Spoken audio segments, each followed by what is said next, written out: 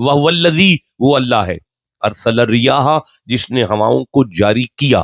بشرم بین یدی رحمتہ یہ ہوائیں اللہ کی رحمت کی خوشخبری لاتی ہیں وانزل من السماء ماء یہ جو می آتا ہے یہ اللہ کی رحمت ہے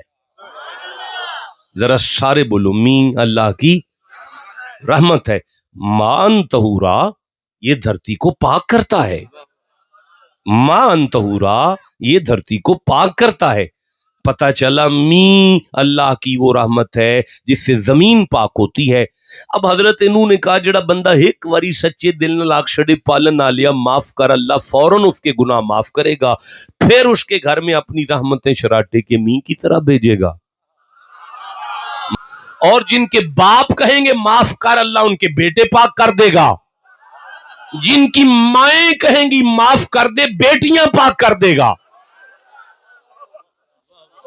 پتہ چلا خاندان پاک ہوتا ہے اگر ایک گھر والا کہہ دے معافی دے دے اچھا یہ بھی پتہ چلا کہ بزرگوں کے مصلے پہ بیٹھنے سے اولادوں کو فیض ملتا ہے نہیں میں پھر کہوں گا بیٹوں کے مصلے پہ بیٹھنے سے باپ بخشا جاتا ہے نہیں بولے میرے ساتھ بندے ناراض نے تواڈے تے کل خانی کیوں کرائی جے